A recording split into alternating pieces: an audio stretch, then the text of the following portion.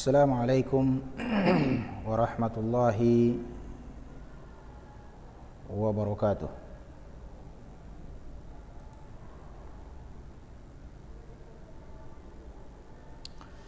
Innal hamdalillah nahmaduhu wa nasta'inuhu wa nastaghfiruh wa na'udzu billahi min shururi anfusina wa sayyiati a'malina.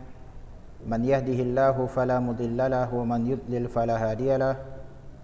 Ashhadu an la ilaha illallah wahdahu la syarika lah wa ashhadu anna Muhammadan abduhu wa rasuluh.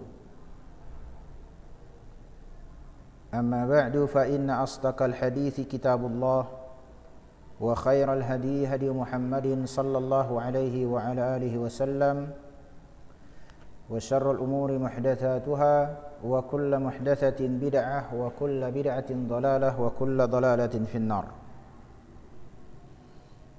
Alhamdulillah, di siang hari ini kita kembali bertemu dalam satu pembelajaran yang berkaitan dengan ulumul Quran. Allah Subhanahu wa taala berfirman, "Fa in tanaza'tum fi syai'in farudduhu ila Allah wa Rasul." Jika kalian berselisih dalam satu urusan, maka kembalikanlah urusan tersebut kepada Allah dan Rasulnya. Kepada Allah Al-Quran, kepada Rasul As-Sunnah. Kepada Allah memahami Al-Quran butuh ilmu alat. Selain bahasa juga ada yang namanya usul tafsir atau ulumul Quran. Kepada sunnah Rasulullah, kepada sunnah membutuhkan selain bahasa Arab tentunya apalagi ilmu mustalahul hadis. Dan inilah salah satu kenapa kita mempelajari ilmu, kita mempelajari ulumul Quran agar kita bisa berinteraksi dengan Al-Quran, memahami Al-Quran dengan baik, yang merupakan kitab suci kita. Jadi ini adalah ilmu yang sangat agung, ulumul Quran. Sehingga jangan ada anggapan pada diri penuntut ilmu, untuk apa saya mempelajari ilmu ini? Apa manfaatnya bagi saya?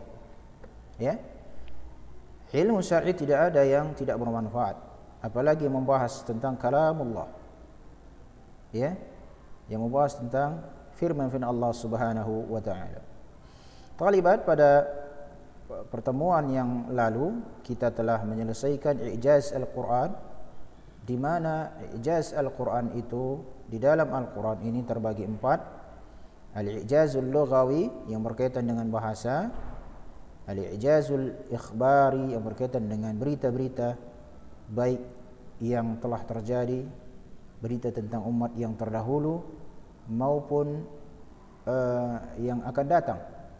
Berikutnya adalah al-i'jaz at-tashri'i yang berkaitan dengan syariat Allah Subhanahu wa taala, yang tentunya undang-undang atau peraturan yang dibuat manusia tidak bisa merealisasikan kebahagiaan untuk manusia itu sendiri, baik di dunia maupun lagi di akhirat.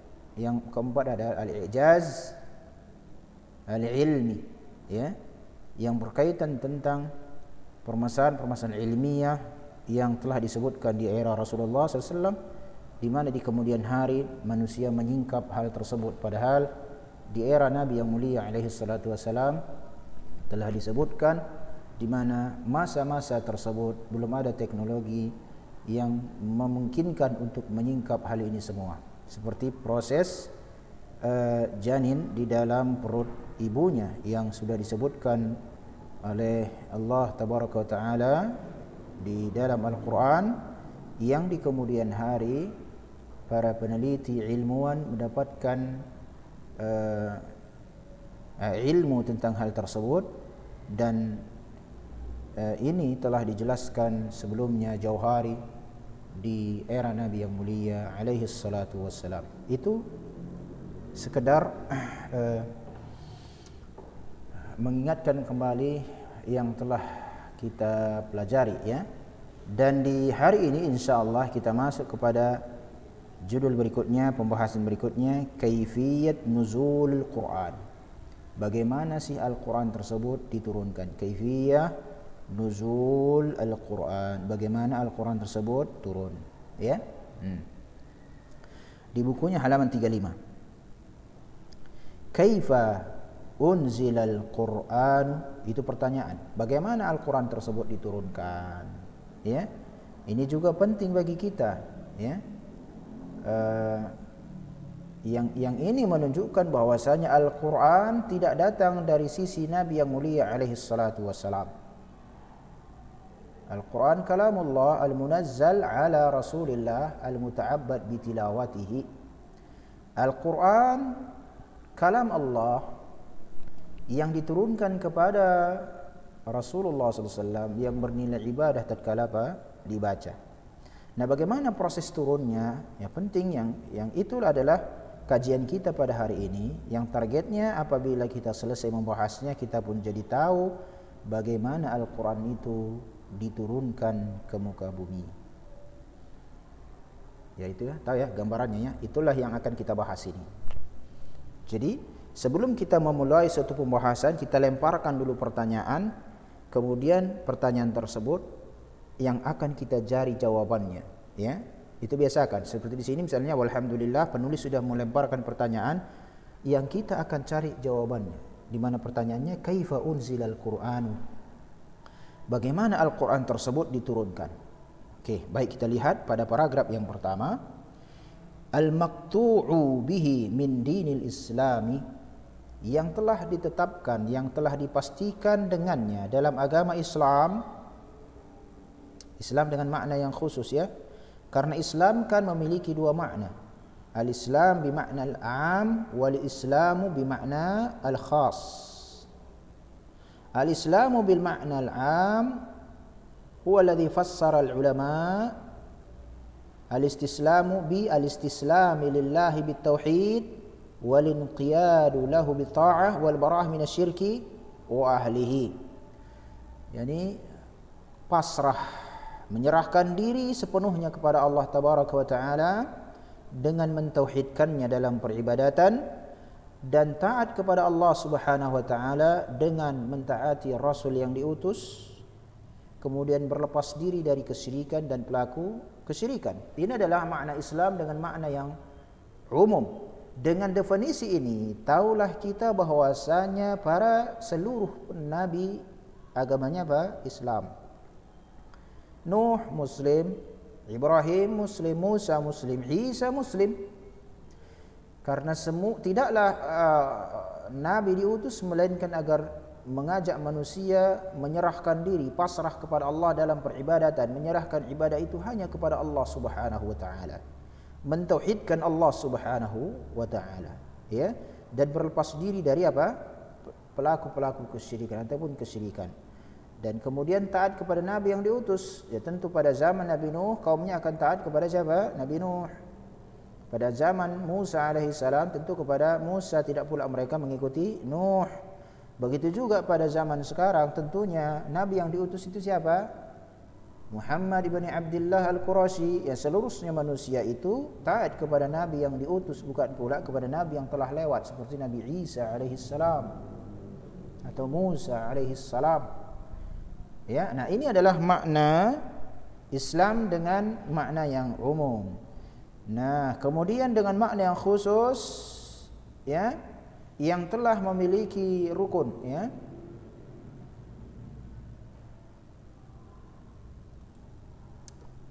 Yang memiliki 5 rukun, syahadatain, iqamus salah, iqamatis salah, ita'iz zakah, was-shaim wal hajj. Yang memiliki 5 rukun ini adalah Islam dengan makna yang khusus yang diturunkan kepada Nabi yang mulia alaihi salatu wasalam. Ini yang dimaksud di sini. Yang telah ditetapkan secara pasti dari agama Islam, yakni yang dibawa oleh Nabi yang mulia alaihi salatu wasalam, bukan Islam dengan makna yang khusus yang dibawa oleh setiap nabi, ya. Annal Qur'ana lam yanzil ala nabiyyina Muhammadin sallallahu alaihi wasallam jumlatan wahidatan, bahwasanya Al-Quran tidak diturunkan kepada Nabi yang mulia alaihi salatu wasalam sekaligus, mulai dari Al-Fatihah misalnya sampai An-Nas diturunkan sekaligus kepada Nabi yang mulia alaihi salatu wasalam. Bukan seperti ini, dan ini adalah sebuah rumusan umum yang telah ditetapkan dalam apa? Ajaran Al-Islam. Kama huwa sya'nu fil kutubis salifati kat-Taurati wal Injil. Sebagaimana perkara yang terjadi pada kitab-kitab terdahulu seperti Taurat dan Al-Injil. Artinya di sini ya talibat, kitab-kitab terdahulu itu diturunkan kepada nabi-nabi sekaligus, tidak secara bertahap. Ya, ini perbedaannya dengan diturunkannya Al-Quran dengan diturunkannya kitab-kitab yang lalu, ya, kitab suci yang lalu, di mana perbedaan tersebut nampaklah pada kita. Al-Quran diturunkan tidak sekaligus, berarti secara bertahap, ya. Sedangkan kitab suci yang lain seperti Taurat wal Injil diturunkan secara sekaligus. Wadih? Baik. Innama nazala bihasabil waqa'i mundul bi'tsati hatta akhiri hayatin Nabi sallallahu alaihi wasallam. Al-Quran tersebut hanya diturunkan oleh Allah Subhanahu wa taala sesuai dengan kejadian-kejadian, sesuai dengan peristiwa-peristiwa semenjak diutusnya Muhammad sallallahu alaihi wasallam sampai akhir hayat beliau alaihi salatu wassalam. Ya. Kama yuthabbitu hadhihi al-haqiqatu qauluhu ta'ala وَقَالَ الَّذِينَ كَفَرُوا لَوْلَا نُزِّلَ عَلَيْهِ الْقُرْآنُ جُمْلَةً وَاحِدَةً كَذَلِكَ نُثَبِّتَ بِهِ فُؤَادَكَ وَرَتَّلْنَاهُ تَرْتِيلًا. Dalam surat Al-Furqan ayat 32, Allah Subhanahu wa taala, ya, sebelumnya kita katakan sebagaimana hal ini, ya, telah sabit, ya, telah ditetapkan realita yang seperti ini, bahwasanya Al-Quran diturunkan secara bertahap, tidak diturunkan sekaligus. Firman Allah Subhanahu wa taala dalam surat Al-Furqan 32, dan orang-orang dan tatkala orang-orang kafir itu berkata, jika seandainya diturunkan ke atas Muhammad ini Al-Quran sekaligus, ya, maka tetapi faktanya Al-Quran diturunkan secara mufarraqan, bertahap, berangsur-angsur. Kadzalika, hal itu linutsabbita bihi fuadak, untuk mengokohkan jiwamu. Karena Rasulullah dia disakiti, ya, turun permasalahan, ada masalah turun ayat, ada permasalahan turun ayat, sesuai dengan peristiwa, masalah solusi. Pada dengan cara seperti ini lebih membuat apa? Kata Allah, linutsabbita bihi fuadak, agar kokoh, ya, jiwamu tersebut. Warattalnahu tartila, dan kami turunkan secara berangsur-angsur. Ada sebagian para ulama menafsirkan warattarnahu tartila dibaca dengan apa? Tajwid, dengan perlahan-lahan, dengan memberikan hak-hak huruf, tajwidnya dan lain sebagainya. Atau di sini di antaranya yang tafsir yang lain adalah diturunkan secara apa? Bertahap, berangsur-angsur, ya. Begitu juga ya talibat, kita melihat dalam surat Al-Isra. Jangan ada yang tidur, ya. Ya, mana tahu melihat ini ngantuk pula. Wal Isra wa qauluhu wa Qur'anan farraqnahu. Di sini farraqna. Nanti ada qiraat Ibnu Abbas farraqna bitasydid, ya. Faraqnahu litaqra'ahu 'alan nas 'ala muqsin wa nazzalnahu tanzila. Begitu juga Al-Quran ini kami turunkan secara berangsur-angsur, agar engkau bacakan kepada manusia dalam masa-masa yang telah ditetapkan, dan kami turunkan Al-Quran ini secara bertahap. Ya, ada kejadian turun, ada peristiwa turun ayat, menjadi solusi. Ya, lihat catatan kaki, ya, dibaca sendiri catatan kakinya, itu penting juga, itu catatan kaki ini berharga. Taib. Walakin, nah dengan ini pertama akhirnya kita dapat suatu kesimpulan di paragraf yang pertama ini bahwasanya Al-Quran diturunkan secara bertahap.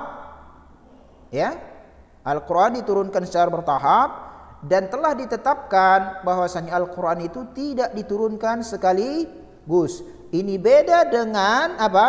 Beda dengan kitab suci yang lain yang diturunkan secara sekaligus. Walih. Oke. Tatkala kita memahami realita ini, kita masuk kepada berikutnya, ya, yang nanti terakan-akan adanya sebuah kontradiksi, ya, terjadi pertentangan, seakan-akan seperti itu. Ya, kita lihat walakin ma ma'nal inzali fi qawlihi ta'ala syahru ramadhan alladhi unzila fihi al-Qur'an hudan lin-nasi wa bayyinatin minal huda wal furqan. Atau di sini syahru ramadhan alladhi unzila fihi al-Qur'an, dan di dalam ayat yang lain Ad-Dukhan inna anzalnahu fi lailatin mubarakah, dalam ayat yang lain Al-Qadar inna anzalnahu fi lailatul qadar. Ada 3 ayat. Ada 3 ayat, ya, di mana secara yang kita nampak bahwasanya Al-Quran diturunkan sekaligus di malam Lailatul Qadar, di malam Ramadan. Nah, nampak kontradiksi dengan yang tadi telah ditetapkan. Ini harus nanti ditaklukkan, dipahami, atau bagaimana menggabungkannya yang nampak kontradiksi ini, ya. Nah, kita lihat. Akan tetapi apa arti diturunkan di dalam firman Allah tabaraka wa taala bulan Ramadan yang diturunkan di dalamnya Al-Qur'an? Ya. Dalam surat Al-Baqarah ayat 185. Begitu juga di dalam surat Ad-Dukhan, sesungguhnya kami turunkan Al-Qur'an di malam yang diberkahi. Begitu juga di dalam surat Al-Qadar ayat 1, sesungguhnya kami turunkan Al-Qur'an di malam Qadar.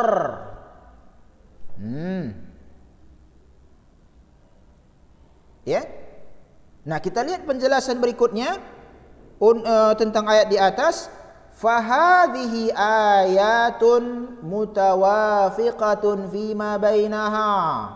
Ayat-ayat ini, yang 3 ini, yakni syahrul Ramadan, in anzalnahu fi lailatin mubarakah, in anzalnahu fi lailatul qadar, yang nampak di sini saling berkesesuaian. Ya, saling berkesesuaian di antara mereka. Bi anna Allah Ta'ala, bahwasanya Allah Tabaraka wa Ta'ala anzalal Qur'ana, menurunkan Al-Qur'an fi lailatin mubarakah, di malam yang diberkahi. Kapan itu? Min syahri Ramadan, di bulan Ramadan. Tepatnya malam apa? Lailatul Qadar. Al-Qur'an diturunkan sesuai dengan surat Ad-Dukhan. Inna anzalnahu fi lailatin mubarakah. Apa Lailatul Mubarakah? Ya, di mana terjadi Lailatul Mubarakah? Al-Baqarah 185, syahrul Ramadan. Syahrul Ramadan ada 30, ada 29. Di malam bagaimananya? Malam Lailatul Qadar. Al-Qadar ayat 1.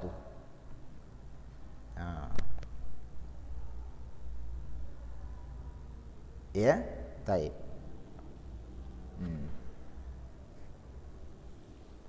Jadi wahia khabarun, ini adalah sebuah bentuk berita yang Ustaz telah ingatkan. Harus kita bedakan khabar minallah wa min rasulihi wa khabar minan nas.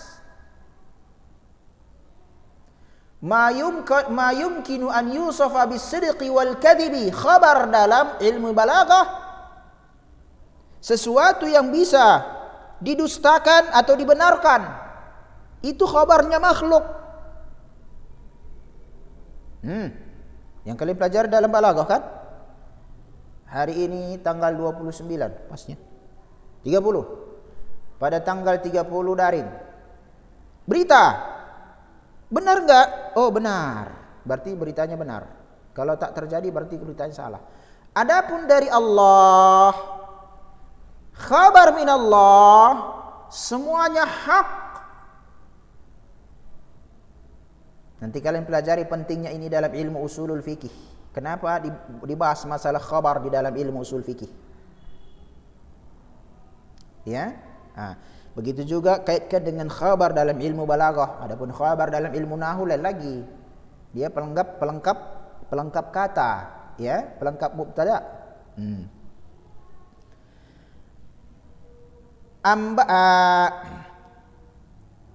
Ayat-ayat tersebut berita pemberitahuan qad yadullu zahiruhu ala nuzuli jami'il qur'ani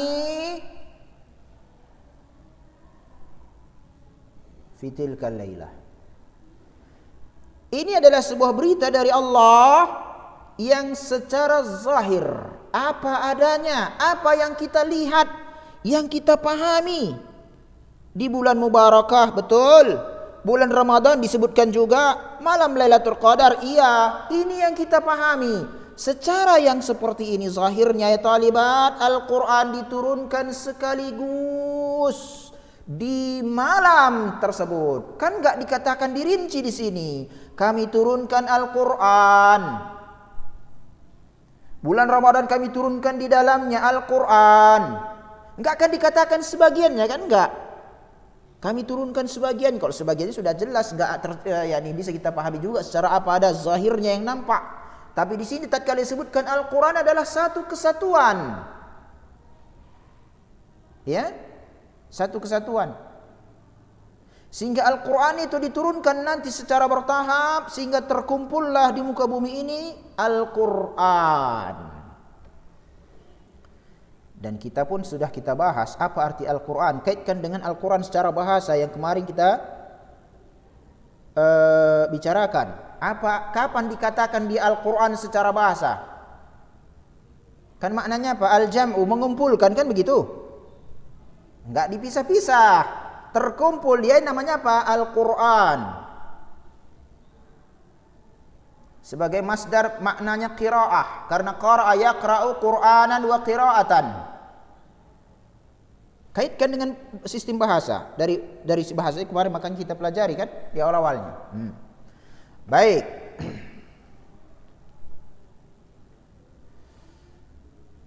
Kemudian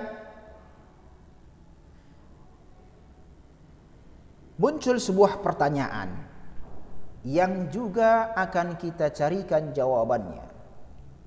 Menarik ini. Ustadz itu senang, ya bukan senang ya. Senang ini entah apa senang. Senang. Cara belajar yang efektif itu juga berdasarkan pengalaman adalah lemparkan sebuah pertanyaan. Ingat, dahulu guru kita mengatakan, hanya Al-Quran dan Sunnah yang sahihah, nggak perlu kita kritisi. Maksudnya adalah nggak perlu kita mengatakan kok seperti ini. Yang penting bagi kita kalau Al-Quran kita lihat bagaimana tafsir para ulama tentang masalah ini. Kalau hadis bagaimana syarah ulama tentang hadis ini. Nggak bisa kita katakan ini nggak sesuai lagi nih. Ini nggak tepat. Kenapa? Karena dia adalah khabar dari Allah. Tadi kita katakan sebagaimana nanti kalian belajar dalam ilmu usul fikih, khabar dari Allah semuanya benar. Tapi yang seperti ini kan dikarang oleh Syekh Abdullah bin Yusuf Al-Judai'. Judul bukunya Al-Muqaddimat Al-Asasiyat fi Ulumil Quran. Dia tulis, alim, seorang ulama, dia tuliskan, tapi kan dia enggak nabi. Maka perlu kita tanyakan, analisis tulisan-tulisan dia. Tapi alhamdulillah kita sudah dibantu di sini. Dia buatkan lagi pertanyaan yang dengannya kita mencari jawabannya. Jadi metode belajar salah satu yang bagus itu adalah soal jawab. Soal jawab. Bukankah banyak Rasulullah memberikan pertanyaan-pertanyaan dulu kepada para sahabat sehingga para sahabat itu rindu tentang jawaban yang disampaikan, yang ingin mereka dengar dari Rasulullah? Tahukah kalian begini kata Rasulullah? Maukah kalau aku kabarkan kata Rasulullah? Kan sering seperti itu di dalam hadis-hadis yang sahih. Itu salah. Makanya untuk memahami yang seperti ini atau kitab yang lain juga tanyakan dia, kenapa seperti ini ya? Meskipun dalam Al-Quran ada juga memang bisa kita tanyakan kenapa lafaznya ini dipakai. Tetapi harus kita tahu enggak semuanya bisa kita pahami. Ada hikmah yang bisa kita tahu, ada yang hikmah yang kita tidak tahu. Misalnya tatkala kita membicarakan kemarin i'zazul lafzi, kenapa tatkala ya ayyatuhan nafsul mutmainnah Allah menggunakan kata irji'i padahal idhabi pun bisa. Bisa kita analisis kenapa irji'i di sini, kan gitu. Ya? Oke. Baik. Nah, kita kembali ke pelajaran kita ya talibat. Tadi di paragraf yang pertama selesai pemahaman kita, selesai kesimpulan kita, Al-Qur'an itu diturunkan secara bertahap. Oke. Dikuatkan oleh Al-Furqan ayat 32, dikuatkan oleh Al-Isra ayat 106. Namun di paragraf berikutnya terjadi nampak kontradiksi dengan ayat Al-Baqarah 185, Ad-Dukhan ayat 3 dan Al-Qadar ayat 1, di mana di sini bisa kita pahami apa adanya Al-Qur'an diturunkan secara sekaligus. Sehingga muncul pertanyaan, fa kaifa at-tawfiqu بين هذا الظاهر والحقيقة المقطوع بها في نزوله مفرقا. Bagaimana cara mentaufiknya, menggabungkannya, menaklukkannya, menyamakan persepsi antara zahir yang nampak di ayat 3 yang di ketiga ayat ini, di mana apa yang nampak pada kita secara zahirnya Al-Quran diturunkan secara sekaligus dengan hakikat yang telah ditetapkan, yang telah dipastikan dalam agama Islam, bahwasanya Al-Quran diturunkan secara mufarraqa, bertahap. Paham? Paham pertanyaannya enggak? Paham sendirilah ya. Enggak mungkin karena kalian enggak di sini. Tapi sudah jelas sekali Ustaz sampaikan ini. Jadi pertanyaannya ini adalah bagaimana kita menggabungkan atau mencocokkan antara dua yang nampak pertentangan di ayat, misalnya ayat Al-Furqan 32 yang dikuatkan lagi Al-Isra 106 dengan ayat yang lain dalam surah Al-Baqarah 185, kemudian Ad-Dukhan ayat 3 dan Al-Qadar ayat 1. Mari kita lihat jawabannya.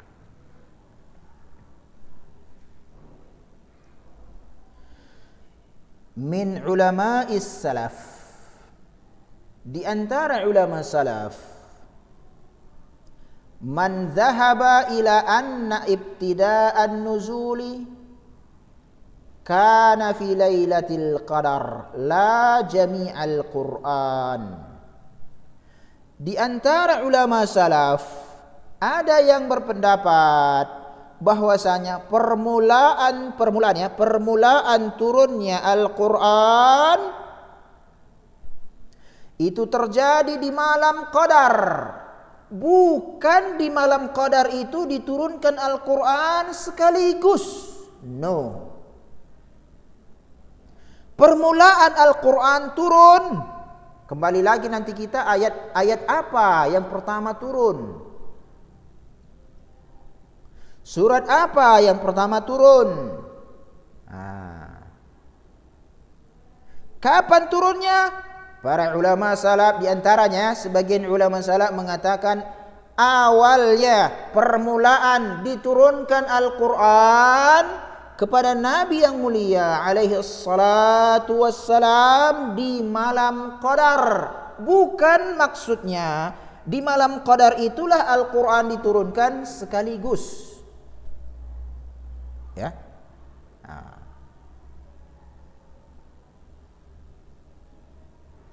Wa hadzal qaul la yujadu ma yarudduh. Pendapat yang seperti ini, enggak usah saya ulang lagi ya, pahami udah paham itu. Pendapat yang seperti ini tidak ada yang menolaknya. Wa huwa wajhun fi tafsiril ayat ats-tsalaats al-madhkurah. Dan pendapat yang seperti ini adalah salah satu sisi dari tafsir 3 ayat di atas. Berarti tafsirnya ada beraneka ragam. Salah satu tafsir dari generasi salaf itu, Syahrul Ramadan alladzi unzila fihi al-Qur'an. Maksudnya adalah permulaan diturunnya Al-Qur'an. Inna anzalnahu fi lailatin mubarakah. Kami turunkan Al-Qur'an di malam mubarak. Maksudnya permulaan Al-Qur'an diturunkan. Inna anzalnahu fi lailatul qadar. Kami turunkan Al-Qur'an di malam qadar. Maksudnya permulaan Al-Qur'an itu diturunkan. Wadih? Nah, baik.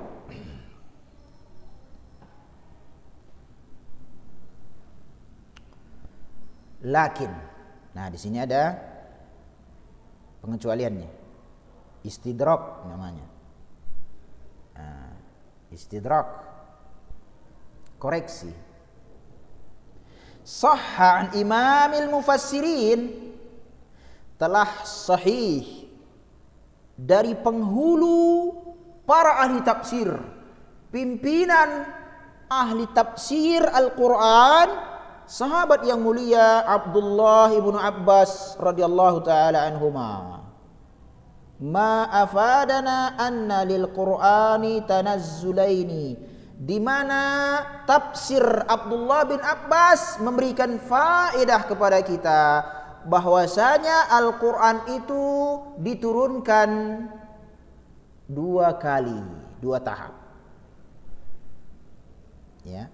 Dan pendapat ini yang lebih menenteramkan kepada hati dari pendapat yang pertama tadi yang mengatakan bahwasanya yang dimaksud di situ adalah permulaan turunnya Al-Quran. Tapi paling tidak kita juga harus mengetahui ada pendapat ulama yang seperti itu dan tidak ditolak.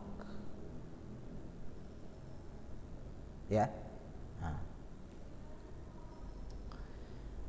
Apa pendapat beliau kalau Al-Quran diturunkan 2 kali, 2 tahap? Wahid,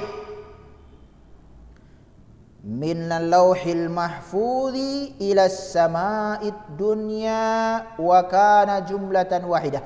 Oleh karena ini yang lebih menenteramkan hati karena menggabungkan Al-Quran ini 5 ayat tadi, banyak ayat yang lain ya. Nanti di sini ada 5, 3 yang kita pahami Al-Quran turun sekaligus, 2 tadi ayat yang menerangkan Al-Quran diturunkan secara terpisah-pisah ya. Digabungkan dia berdasarkan tafsirnya pemimpin ahli tafsir Al-Quran Abdullah bin Abbas. Yang pertama beliau mengatakan Al-Quran ini turun dari Lauhil Mahfuz sekaligus ke langit dunia. Sekaligus. Tapi dari mana ke mana kan gitu. Lauhil Mahfuz, nanti kalian pelajari Lauhil Mahfuz dalam akidah. Pelajari dalam akidah Lauhil Mahfuz ya. Dari sana diturunkan Al-Quran ke langit dunia sekaligus. Langit dunia, langit yang kita lihat, langit 7 lapis. Ya. Sehingga para ulama berbeda-beda pemahaman mereka, apakah benda-benda langit berada di langit dunia atau langit yang di atasnya. Ada yang mengatakan di langit yang keempat. Tapi yang zahir, yang sahih wallahu a'lam, yang lebih menenteramkan hati adalah berada di langit dunia. Dan ini dijelaskan oleh Al-Imam Ibnu Katsir dalam kitabnya Bidayah wan Nihayah ya. Sangat luar biasa sekali. Nah, dan dikuatkan dengan ayat ya, tapi saya lupa ayatnya. Baik.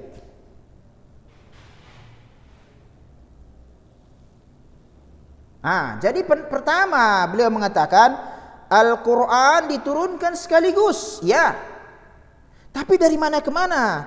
Karena telah disepakati, telah ditetapkan di dalam agama Islam, turunnya Al-Quran berbeda dengan turunnya kitab suci yang lain, di mana kitab suci yang lain diturunkan sekaligus. Adapun Al-Quran tidak. Berarti kalau seandainya pendapat Al-Quran turun sekaligus, berarti bukan langsung ke dunia. Kalau bukan langsung ke dunia, dari mana? Sampai batas langit dunia saja. Jelas ya? Jangan ada yang tidur. Pay attention please. Itu saja tahu Ustaz sih bahasa Inggris. 2.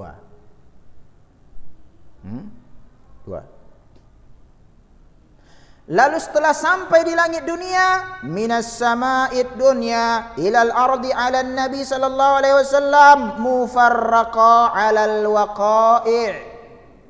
Lalu dari langit dunia diturunkan ke muka bumi kepada siapa? Nabi yang mulia alaihi salatu wasalam. Oleh karena itu definisi Al-Quran, kalamullah al-munazzal ala rasulillah, kalam Allah yang diturunkan kepada Rasul Allah yang di muka bumi akhir zaman Muhammad sallallahu alaihi wasallam, dan bernilai ibadah tatkala dibaca.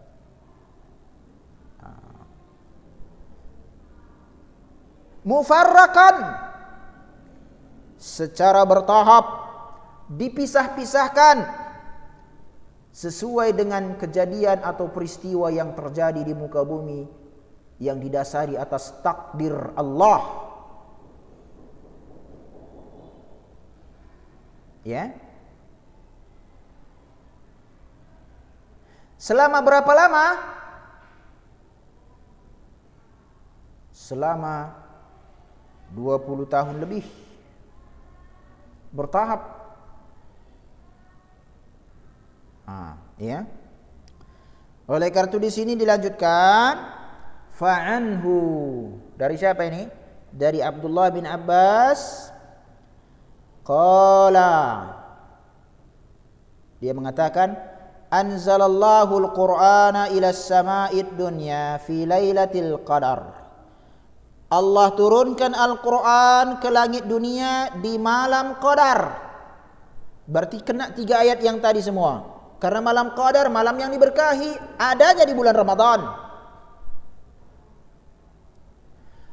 Fakan Allah idza arada an yuhiya minhu syai'a auhahu.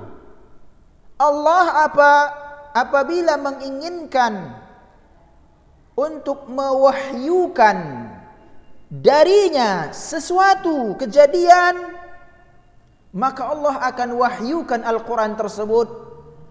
Bisa berupa untuk solusi terhadap permasalahan yang sedang terjadi, atau turun tanpa sebab. Karena Al-Quran turun dengan tanpa sebab dan turun dengan sebab. Yang paling banyak Al-Quran turun tanpa sebab. Oleh karena itu sababun nuzul al-Imam As-Suyuti atau Al-Wahidi, enggak banyak di situ dijelaskan sebab-sebab turunkannya ayat dan seterusnya. Ya, karena lebih banyak Al-Quran itu diturunkan tanpa sebab daripada Al-Quran itu turun dengan sebab. Paham ini ya? Berarti atas takdir yang Allah sudah takdirkan, baik yang dengan sebab ataupun tidak dengan sebab. Inilah perkataan, inilah yang dimaksud dengan firman Allah, inna anzalnahu fi lailatul qadar. Sesungguhnya kami turunkan Al-Quran di malam Lailatul Qadar, di malam Qadar, di malam yang diberkahi, syahrul Ramadan, bulan Ramadan. Ya, ini maksudnya adalah diturunkan sekaligus dari langit dunia, dari lauh kepada langit dunia.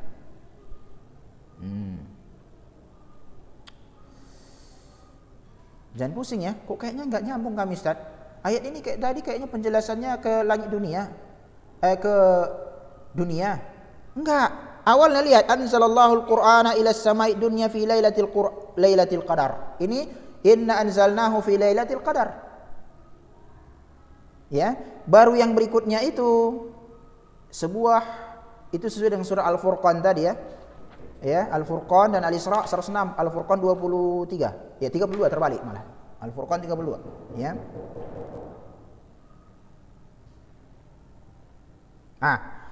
Dalam lafaz yang lain, dan ini asar yang sahih ya, nanti kalian pelajari dalam mustalah apa yang dimaksud dengan asar.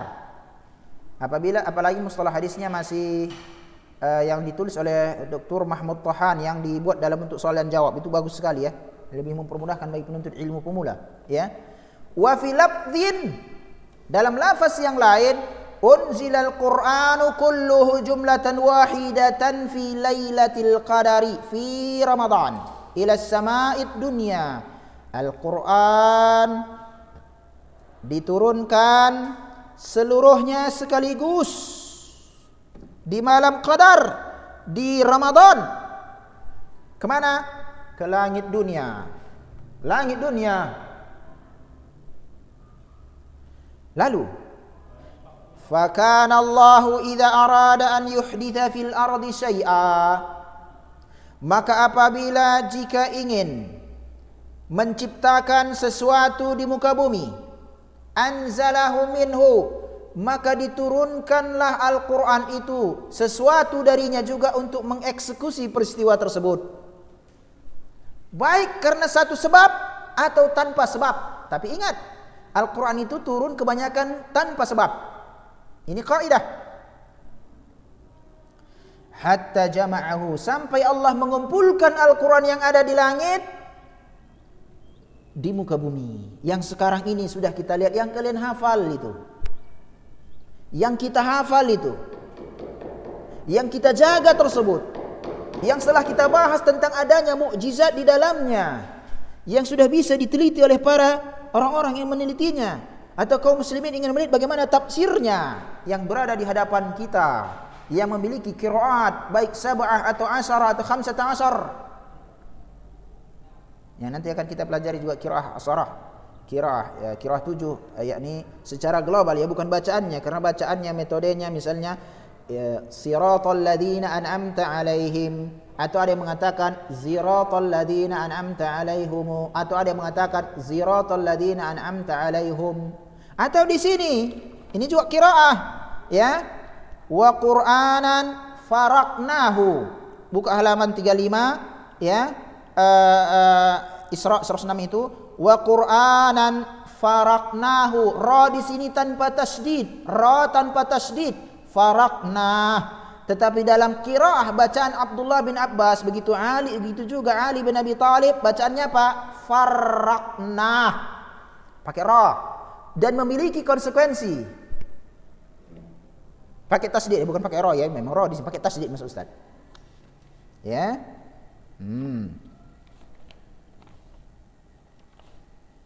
Baik.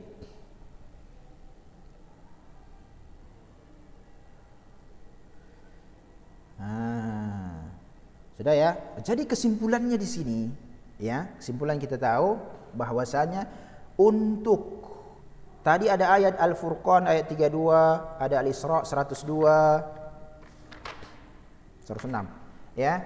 Kemudian Ramadan 185, kemudian Ad-Dukhan ayat 3, kemudian juga Al-Qadar ayat 1, yang nampak itu kontradiksi. Ternyata setelah digabungkan, dicocokkan, disesuaikan maksudnya, dijelaskan oleh imam mufassirin, ulama petinggi, atau kita katakan ketuanya ahli tafsir Islam, sahabat yang mulia Abdullah bin Abbas radhiyallahu taala anhuma, ya, dijelaskan bahwasanya maksudnya dari kelima ayat ini adalah ayat yang 3 yang mengesankan Al-Quran diturunkan sekaligus, betul sekaligus, tetapi dari Lauhil Mahfuz ke langit dunia.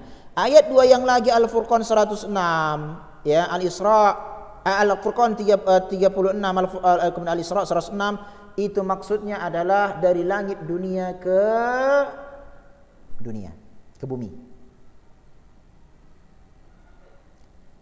Maka dapatlah kita jawaban dari sebuah pertanyaan, kaifa at-tawfiqu baina hadha adh-dhahir wal haqiqati al-maqtu' biha fi nuzulihi mufarraqan.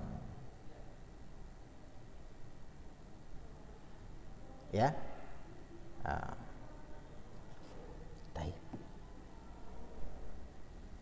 Nah, lalu kita uji kesimpulan ini tadi. Ini kayaknya kita belajar biologi, ya kan? Biologi akan 5 rumusan penelitian ilmiah. Pertama dulu apa? Merumuskan masalah. Ini masalahnya udah ada.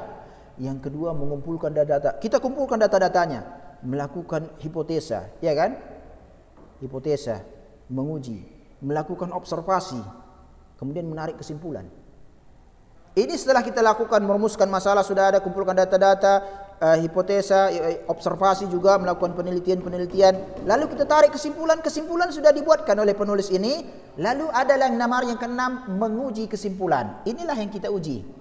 Di paragraf yang kedua di halaman 37 kita uji. Oh, ada juga kaitannya dengan biologi ini ya. Metode rumusan ilmiah. Enggak tahu kalian pelajari apa enggak ini. Kalau Ustaz dulu pelajari di SMP-nya ini. Biologi dalam masalah makhluk hidup, ciri-ciri makhluk hidup, kemudian rumusan-rumusan dalam metode penelitian ilmiah ya. Diuji. Wa hadza khabar. Berita ini talaqahu aktsarul ulama, atau pendapat yang seperti ini yang disebutkan oleh Abdullah bin Abbas, talaqahu aktsarul ulama bil qabul.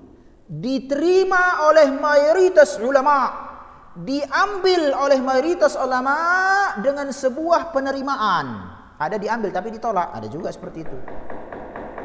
Apa makna talaqqa? Talaqqa diambil dulu, baru dilihat, baru diterima. Talaqqa itu adalah proses pengambilan. Baru di ujungnya kalau qabul berarti pengambilan tersebut diterima. Ya? Wa huwa marwiyun min wujuhin muta'addidatin an Ibni Abbasin, di mana berita yang seperti ini diriwayatkan, ini proses turunnya Al-Qur'an ini sebagaimana yang disebutkan di sini, diriwayatkan beberapa bentuk ya, yang beraneka ragam dari Ibnu Abbas.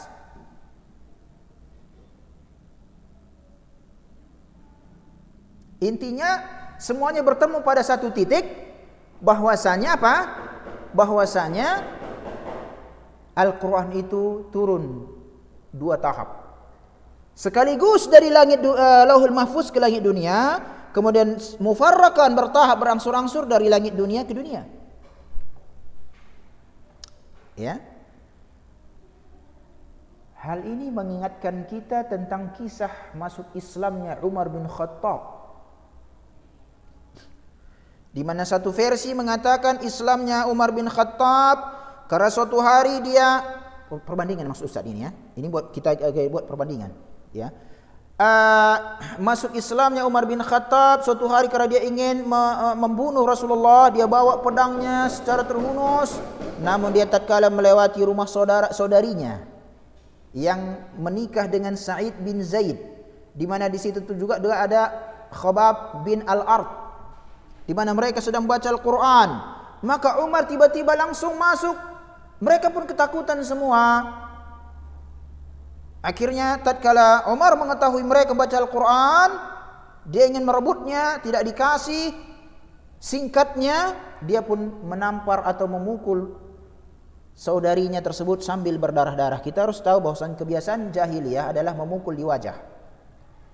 Memukul di wajah. Umar bin Khattab berbicara tentang Islam di Masjidil Haram, dipukul wajahnya. Abdullah bin Mas'ud membaca Al-Quran di Makkah, dipukul juga wajahnya. Begitu juga tatkala misalnya Hamzah, tatkala dia membela Rasulullah, paman Rasulullah Hamzah, tatkala membela Rasulullah karena Abu Jahal menghina Rasulullah, apa yang dilakukan Hamzah? Dia juga memukul kepala si Abu Jahal dengan busur panahnya. Umar bin Khattab pun begitu awal-awal. Kemudian setelah adiknya berdarah-darah, dia pun kasihan pula, kan begitu, kasihan dia. Maka dia mengatakan, ya sudahlah, dia kasihan pula sama adiknya ini, sama saudarinya lah ya. Ya manalah Al-Quran itu tadi biar saya lihat, manalah yang kalian baca itu tadi biar saya lihat. Belum dikatakan Al-Quran, kalau dikumpulkan ya baru namanya Al-Quran lengkap. Mana yang kalian baca itu, lembaran yang kalian baca sini biar lihat. Maka adiknya mengatakan, enggak bisa, engkau harus mandi dulu, engkau tidak suci. Maka Umar kenapa? Mandi dia. Kemudian dia membaca, lalu dia masuk Islam. Itu versi pertama.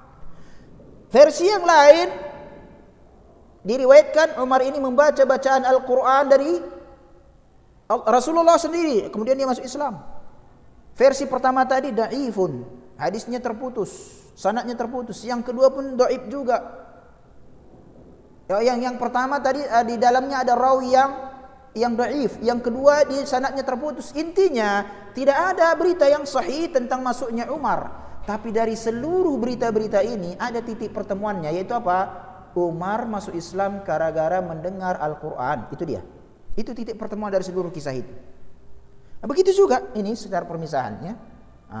Titik pertemuannya Al-Quran turun dari Lauhil Mahfuz ke langit dunia, kemudian dari langit dunia ke bumi. Oke.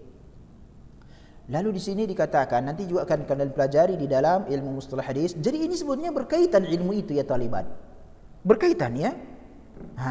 Seperti tadi misalnya ilmu umum biologi, kita bisa mainkan di sini metode penelitian ilmiahnya. Rumusan masalah sudah ada, kita kumpulkan data, ada datanya kontradiksi, kita melakukan observasi dulu ya, pengamatan, hipotesa, melakukan pengujian, lalu ditarik kesimpulan.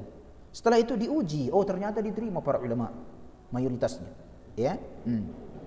Kemudian lagi di sini wa mithluhu ikhbarun an amrin ghaibiyyin, dan yang seperti ini ya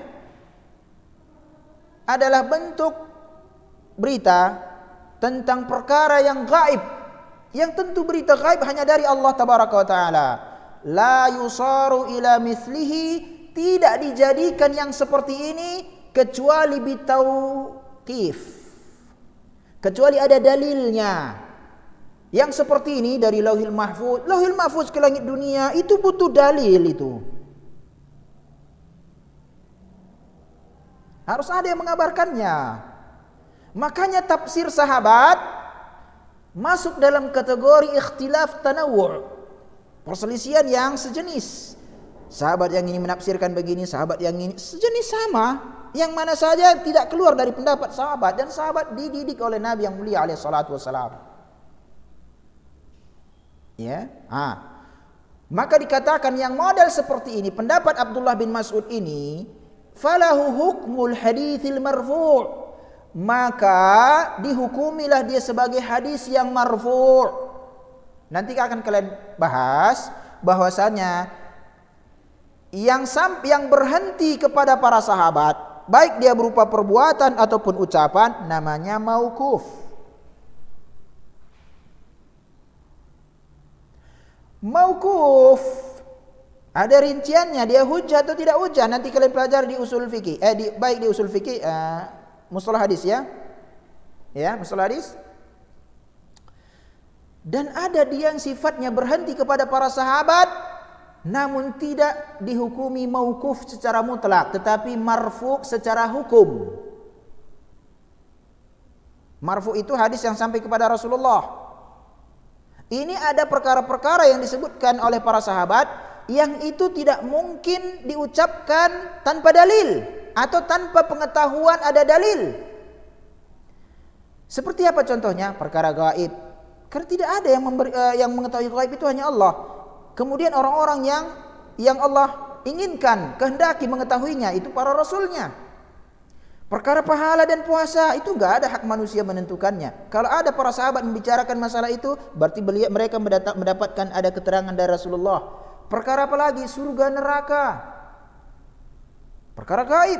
Kalau para sahabat menjelaskan masalah ini, berarti mereka mendapatkan keterangan dari Nabi yang mulia alaihi salatu wasallam. Maka dihukumi marfu' secara hukum. Kenapa secara hukum? Karena tidak secara lafaznya langsung, tetapi dari istinbat, ya, kesimpulan pengambilan hukum. Ucapan sahabat, tapi sebenarnya ini adalah kesimpulan hukum yang mereka dapatkan dari apa yang mereka terima dari Nabi yang mulia alaihi salatu wassalam. Berapa ilmu yang sudah kita bahas ini ya? Masuk biologi, masuk apa lagi nih? Bahasa Arab udah tentulah, ya. Masuk lagi usul fikih, istinbat, masuk lagi apa? Mustalah hadis. Sedangkan kita mempelajari apa? Mempelajari ulumul Quran. Ada 5 di sini kita belajar. Maka belajar itu, pelajari aja. Sungguh-sungguh di situ akan ada manfaatnya. Ya, ada manfaatnya. Makanya susah sekali kalau ada orang menuntut ilmu dia tidak bersungguh-sungguh, karena ilmu itu saling berkaitan satu sama lain. Ya? Baik. Nah, wal qaulu bihi.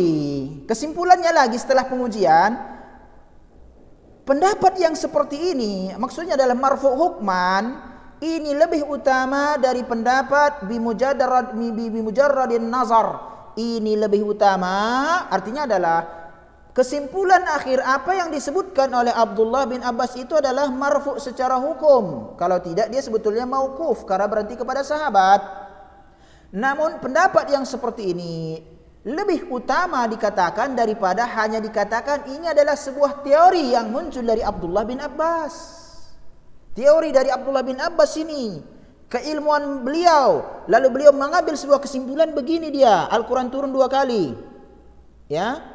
Ini secara teori dari Abdullah bin Abbas saja. Pendapat yang seperti ini kedudukannya di bawah pendapat yang mengatakan apa yang diucapkan oleh Abdullah bin Abbas adalah wahyu.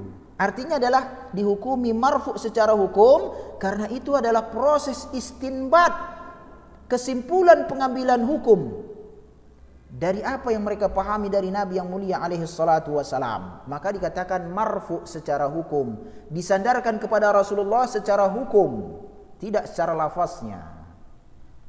Pusing? Pusing Ustaz. Ya? Taib. Heran orang itu, kenapa Ustaz itu ketawa sendiri katanya kan?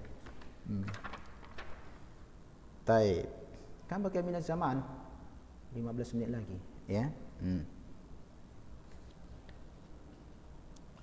Oke. Wa minal ulama'i man yara, di antara ulama ada yang melihat, ada yang memandang annal hikmata min inzali jumlatan wahidatan ila sama'id dunya. Nah, sekarang kita berbicara masalah apa sih hikmah? Diturunkannya Al-Quran ini secara apa? Secara bertahap. Apa sih hikmahnya? Talibat, perlu kita mengetahui dalam memahami agama kita ini enggak bisa kita gunakan logika. Logika tidak menjadi hukum kepada nusus. Nususlah yang menjadi hukum terhadap logika. Kenapa? Karena banyak ajaran Islam tidak masuk logika kita. Kenapalah subuh 2 rakaat? Kenapa sebentar lagi kita sholat zuhur 4 rakaat? Enggak tahu kita. Kenapa? Ya.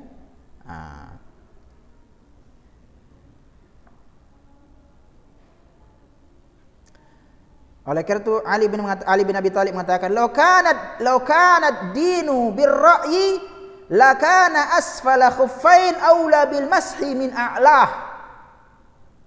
Jika seandainya agama ini dengan logika, niscaya bagian bawah telapak, seandainya ini kita katakan sepatu atau khuf lah ya, bagian bawahnya tentu lebih utama untuk diusap, dibasuh, diusap lah ya, daripada atasnya.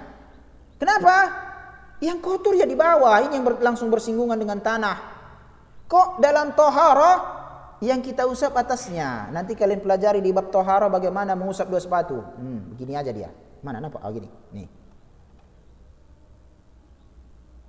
Padahal yang kotor mana?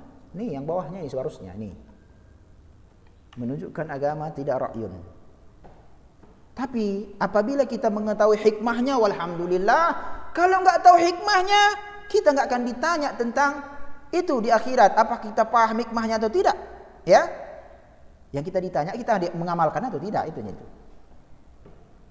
Kalau sempat kita dibebani sebuah syariat, harus paham hikmahnya dulu, baru kalian boleh beribadah. Namun apabila kalian tidak beribadah, kami azab. Oh, mengerikan. Ya kan? Kita harus berpikir, kenapa solat subuh itu 2 rakaat ya? Apa hikmahnya? Enggak ketemu. Enggak solat kena azab lagi. Ya, kemudian enggak boleh solat kecuali tahu hikmahnya. Kalau sempat seperti itu kita dibebani, ini namanya taklifun bima la yutaq. Pembebanan dengan sesuatu yang tidak bisa dilaksanakan, berat. Padahal Islam itu mudah, tapi jangan dimudah-mudahkan. Di antara para ulama ada yang berpendapat bahwasanya hikmah dari diturunkannya Al-Quran sekaligus dari langit dunia wa huwa kitabullah ta'ala ila ahli al-ard, yaitu kitab Allah kepada penduduk bumi, hiya, berarti dari Lauhul Mahfuz ke langit dunia kan gitu. Hiya i'lamul mala'il a'la birrisalatil jadidati ila ahli al-ardi. Satu, ini hikmahnya adalah untuk mengabarkan, memberitahukan kepada penghuni langit dengan risalah kenabian baru kepada penduduk bumi. Itu yang pertama. Hikmahnya kenapa diturunkan dari Lauhil Mahfuz ke langit dunia, supaya penghuni langit mengetahui ada nabi baru. Kenapa? Karena nabi yang diturunkan kepadanya wahyu, dan ini adalah wahyu. Al-Quran wahyu, hadis Rasulullah wahyu.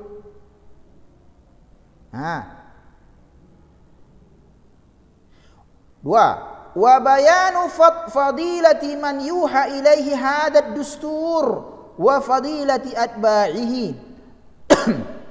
dan menjelaskan keutamaan nabi yang diutus ini atau yang diwahyukan kepadanya, peraturan-peraturan, undang-undang atau Al-Quran atau ayat-ayat Allah, dan juga keutamaan umatnya. Khasatan, apalagi secara khusus, ma'a huduthi dzalika fi a'zami lailatin, terjadinya peristiwa diturunkannya Al-Quran itu di malam yang paling agung, malam Lailatul Qadar. Ya.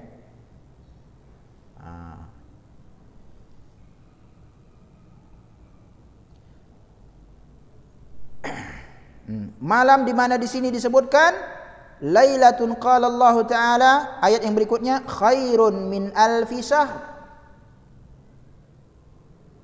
malam yang lebih utama, lebih baik dari 1000 bulan. 83 tahun kata sebagian ahli ilmu. Ya, kurang lebih.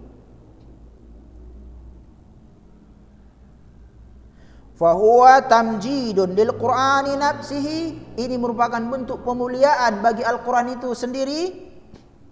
Walir rasulil muha ilaihi bihi, dan juga sebagai bentuk pemuliaan kepada seorang rasul yang diwahyukan Al-Quran itu dengannya, sallallahu alaihi wasallam. Walil ummati allati satus'adu bil ihtida'i bihi, dan juga sebagai bentuk pemuliaan kepada umat yang mengikuti beliau atau umat yang akan berbahagia dengan petunjuk Rasulullah. Ini diantaranya ya. Kalau kita tanya misalnya, apa sih hikmah kenapa Al-Quran diturunkan secara sekaligus dari langit, dari Lauhil Mahfuz ke langit dunia? Ada 3 tadi ya. Meskipun ini sebetulnya adalah ijtihad ya. Masalah hikmah ini masalah ijtihad, enggak dalil di situ, ijtihad ya. Di sini kita lihat untuk mengabarkan penghuni langit adanya nabi baru. Buktinya ini diturunkan wahyu. Wahyu itu diberikan kepada nabi yang diutus. Dan juga dalam rangka bentuk pemuliaan atau penjelasan keutamaan nabi ini dan juga umatnya nanti. Ya, dimuliakan. Nabi terakhir, umat terakhir. Kita umat yang belakangan, kita yang duluan masuk surga. Pahala yang kita dapatkan melebihi pahala yang didapatkan oleh umat terdahulu. Ghanimah di masanya pada umat terdahulu turun api memakannya, enggak dibagikan kepada para pejuang mujahidin. Di umat Rasulullah dibagikan kepada para mujahidin. Ya, banyak ya keutamaan-keutamaan. Kemudian apa di sini disebutkan? Sebagai bentuk pemuliaan kepada Al-Quran. Begitu juga kepada Nabi yang diutus dan juga umatnya yang akan berbahagia dengan petunjuk Nabi yang mulia alaihi salatu wassalam. Nah, wala'alla min wara'i dzalika hikaman hiya fi ilmillah akbar mimma dzukir wa ajallu wa a'zam wallahu a'lam. Ini hanya sekedar tambahan dari penulis. Dia mengatakan ya bisa jadi ya selain itu, selain hikmah yang di sini ada hikmah yang lain yang berada di ilmu Allah. Allah yang mengetahuinya, yang lebih banyak, lebih besar dari apa yang disebutkan di sini dan lebih agung ya, dan Allah yang lebih mengetahui. Oke, walhamdulillah. Kemudian berikutnya adalah setelah kita selesaikan dua pertanyaan. Kaifa unzilal Quran? Bagaimana Al-Quran diturunkan? Pokoknya udah selesai itu. Ya, jawabannya sudah ada. Yang kedua, kaifa at-tawfiqu baina hadha adh-dhahir wal haqiqah al-maqtu' biha fi nuzulil mufarraqan? Juga sudah selesai. Masuk kita berikutnya, hikmatut tanzili mufarraqan. Hikmah diturunkannya Al-Quran secara bertahap. Tadi di sebelumnya kita telah bicara hikmah diturunkannya Al-Quran secara sekaligus, tetapi dari Lauhil Mahfuz kepada langit dunia. Sekarang apa hikmah diturunkannya Al-Quran secara bertahap dari langit dunia ke bumi? Nah, ini yang akan kita bahas. 15 menit. Nggak selesai pekan depan.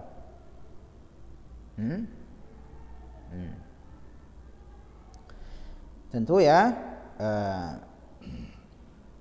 Nuzzil al-Quran ala nabiyina sallallahu alaihi wasallam mufarraqa fi 23 sanatan 13 sanatan fi Makkah wa 10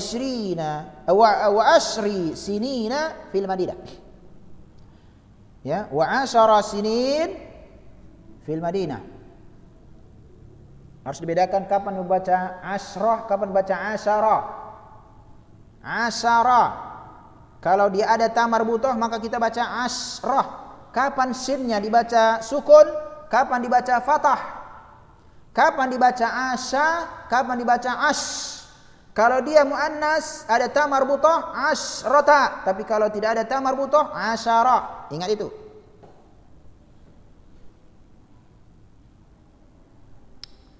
Al-Quran diturunkan kepada Nabi yang mulia alaihi salatu wasalam secara bertahap melalui proses selama 23 tahun. 13 tahun di Makkah, 10 tahun di Madinah. Sehingga banyak peraturan-peraturan itu sebetulnya sudah turun di kota Makkah, tapi tidak bisa dilaksanakan. Bagaimana mau dilaksanakan? Orang diazab. Sumayyah, ibunya Yasir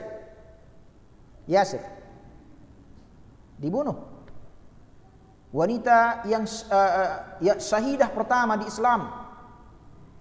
Orang yang mati syahid yang pertama dalam Islam. Kita lihat bagaimana Bilal masuk Islam saja dihukum. Khubab bin Ard masuk Islam, punggungnya itu melepuh. Ya, ditempelkan ke bara api. Abdullah bin Mas'ud membaca Al-Quran, dipukul wajahnya. Banyaklah gangguan sehingga tidak bisa Al-Quran ini, banyak perintah di dalam Al-Quran tidak bisa dilaksanakan di kota Mekah. Maka alangkah bahagianya para sahabat itu tatkala mereka hijrah, karena setelah hijrah mereka bisa melaksanakan ajaran Islam. Namun kita ya talibat pada masa sekarang ini penuh keamanan, kedamaian, memungkinkan kita mengamalkan Islam dengan baik dan benar, tapi mayoritas menganggap ini adalah sebuah bencana dan azab. Susah kali rasanya mengamalkan Islam ini. Capek, enggak enak. Lebih enak cari dunia, nampak langsung hasilnya gitu. Ya, coba lah berapa orang ke masjid? Banyak orang tahlilan dari ke masjid. Ya kan? Di kota Makkah. Berapa lama? 13 tahun turun di situ ayat. Sehingga nanti kita analisis mana dia Makki wa mana apa dia Madani. Di antaranya yang turun di kota Makkah adalah salat Jumat. Perintah salat Jumat. Itu turunnya di kota Makkah. Namun belum bisa dilaksanakan. Jangankan untuk beribadah, masuk Islam saja mendapat gangguan, apalagi melaksanakannya. Maka salat Jumat dilaksanakan pertama sekali di antara Madinah dan Quba. Salat Jumat pertama yang dilaksanakan Rasulullah sallallahu alaihi wasallam setelah hijrah ke kota Madinah. Wadzalika, nah turunnya ini secara bertahap 10 tahun di Makkah, 13 tahun di Makkah, 10 tahun di Madinah. Wadzalika hasba ya. Hasaba makanat taqtadihil hajah, sesuai dengan apa yang diperlukan kebutuhan. Apa yang terjadi permasalahan situ turun ayat. Meskipun saya katakan tadi adalah ayat itu turun bisa dengan sebab, bisa dengan tanpa sebab.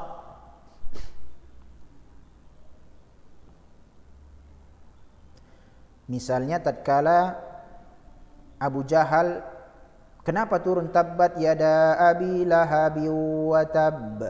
Karena Abu Jahal mengatakan tabban laka ya Muhammad, alihada jama'tana. Muhammad, celakalah engkau hanya untuk ini, untuk mengabarkan Islam yang kau bawa itu, ajarnya yang kau bawa itu, yang menyelisih nenek moyang kita, hanya untuk itu yang kau kumpulkan kami. Tatkala turun perintah wa anzir ashirataka al-aqrabin, dakwah secara terang-terangan ya, peringatkanlah keluargamu yang dekat. Maka Rasulullah naik bukit di kota Mekah, dipanggil seluruh kerabatnya. Di antaranya yang datang Abu Lahab. Abu Lahab kan pamannya.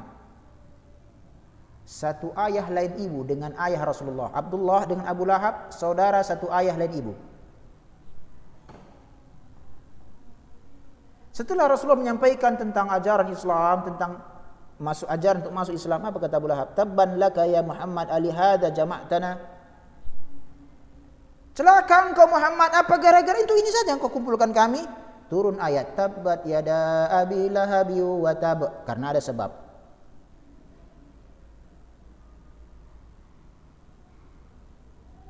Ya. Nah, ini akan kita bahas lagi nanti tentang masalah Al-Qur'an itu terkadang turun karena sebab, dan yang lebih mayoritas itu adalah Al-Qur'an turun tanpa sebab. Itu yang lebih banyak. Ya, tentu dengan suatu hikmah dari Allah ya. Nanti akan kita lihat apa sih hikmahnya diturunkan secara bertahap itu. Farubbama nazalat suratun tamah, seperti misalnya tabbat yada abi lahabi wa tab. Kan gitu, turun. Bisa jadi Al-Qur'an itu diturunkan dengan satu surat secara lengkap. Wa rubbama nazala minha ayat, bisa jadi diturunkan ayat-ayatnya saja dahulu, beberapa ayat. Bal rubbana manazala ba'du ayah, dan bisa jadi turun hanya sebagian saja, penggalannya saja. Ya, kama fi sababi nuzuli qauli ta'ala ghairu ulid darar fi ay la yastawil qa'iduna minal mu'minina ghairu ulid darari wal mujahiduna fi sabilillahi bi amwalihim wa anfusihim. Turun apa? Ghaira ulid darar, penggalannya saja yang diturunkan. Ya. Oleh karena itu, sekarang mari kita lihat, dengan ini kita tutup penjelasannya akan ke depan, tapi secara globalnya akan kita lihat apa sih hikmah diturunkannya Al-Qur'an secara bertahap dari langit dunia ke bumi. Satu, tasbitu fuadin nabi, untuk mengokohkan, untuk menghibur hati Rasulullah SAW. Karena Rasulullah itu diolok-olok, disakiti dan lain sebagainya. Ini memberikan suatu yang tidak nyaman. Kayak kita saja diolok-olok orang, kayaknya kita nggak nyaman sih gitu. Apalagi menyebutkan sesuatu yang sama sekali tidak benar. Lihat Rasulullah dikatakan sahir, dikatakan majnun. Ya, manusia terbaik, Nabi terbaik digitukan. Beliau sujud diletakkan di punggungnya, di pundaknya ini usus onta. Sehingga Rasulullah mendoakan semuanya, mulai dari Abu Jahal dan semua orang-orang yang duduk di kota Makkah, semuanya meninggal di perang Badar. Hati-hati menentang ajaran Islam ya, apalagi memusuhi seorang nabi yang mulia. Termasuk memusuhi agamanya sama dengan memusuhi orang yang menyampaikan agama itu.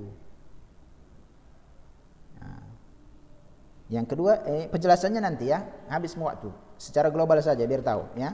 Yang kedua, ibtalu i'tiradatil kufar, membatalkan ya sanggahan-sanggahan yang datang dari kufar. Begini begitu dibatalkan. Sebagaimana Abu Jahal itu mengatakan tatkala Rasulullah menyebutkan zakum adalah makanan orang miskin, makanan penduduk neraka, Ya, apa kata Abu Jahal? Tahukah kalian apa zakum itu yang dikatakan Muhammad ini? Oh, enggak tahu, kata orang kufar Quraisy. Zakum itu adalah kurmanya kota Madinah yang dicampur dengan mentega. Kalau kita mampu kita makan. Kalau ada seperti itu kita makan, kata dia. Kan gitu, memperolok-olok. Itu zakum. Turun ayat. Ta'amul asim. Syajaratu zakum. Ta'amul asim. Yaghli fil butun. Ka'annahu sebelumnya dilupakan saya ayatnya ya. Itu ta'amul athim. Setelah mendengar ayat tersebut, ya makanan bagi orang yang berdosa, ya. Ya yang dia akan bagaikan tembaga yang mendidih di perut. Kalmuhli yaghli fil butun. Ya. Akhirnya mereka diam semua. Begitu ya. Yang ketiga, at-tadarruju fit tasyri'i mura'atan lil mukallafin. Berproses ya, atau bertahap dalam syariat untuk menjaga atau menyesuaikan dengan orang-orang yang dibebani syariat. Kalau langsung haram, enggak kuat orang. Khamr maka minumannya. Enggak kuat orang. Begitu juga dakwah ini pelan-pelan kita, mana yang paling berbahaya, apa itu diingkari dulu, yang sifatnya maksiat, yang di bawah kesyirikan, sabar dulu sampai nanti mereka tahu semua baru. Kalau enggak ditolak orang. Begitu juga bagaimana kondisi pada zaman itu, diturunkan Al-Qur'an itu sesuai dengan, makanya dalam mengharamkan khamar tua kan berproses ayat itu. Ya. Dikatakan ini membuat mabuk, jangan dekati, akhirnya nanti jangan dekati salat, kemudian akhirnya dikatakan haram langsung secara proses. Baru ini akan kita jelaskan juga. Kemudian yang terakhir, hikmahnya itu yang keempat, tauqidu sidqi Rasulillah bi kauni ma jaa bihi min indillah. Menguatkan, menekankan benarnya kerasulan Rasulullah sallallahu alaihi wasallam bi kauni ma jaa bihi min indillah. Ya, dengan keadaannya apa yang datang dengannya Rasulullah itu semua dari Allah tabaraka wa taala. Ini akan kita uji tatkala Abu Lahab dipastikan masuk neraka. Kalau seandainya Al-Qur'an dari Rasulullah, kan bisa saja Abu Lahab pura-pura masuk Islam. Ini udah masuk Islam saya, kok masih dikatakan masuk neraka itu? Wah, Muhammad ini enggak benar ini, kan gitu. Tetapi pada faktanya sampai meninggal Abu Lahab berada di atas kekufuran. Enggak terbersit pun di dalam benak pikirannya pura-pura masuk Islam. Apalagi sampai masuk Islam, karena berkaitan dengan hidayah itu. Tatkala Allah tetapkan dia menyimpang dan penghuni neraka, tak ada satu orang pun yang bisa memberikannya petunjuk. Hati-hati ya Taliban. Oke, taib. Kita berhenti di sini. Insyaallah akan kita ulang lagi hikmah tanzil mufarraqan yang kita ambil poin-poinnya insyaallah pada pertemuan kita berikutnya. Mungkin bukan depan sudah bisa tetap muka, kita akan lihat poin-poinnya ini, akan kita jelaskan lagi. Demikian ya Talibat, wa sallallahu wasallam ala nabiyina Muhammad wallahu a'lam. Assalamualaikum warahmatullahi wabarakatuh.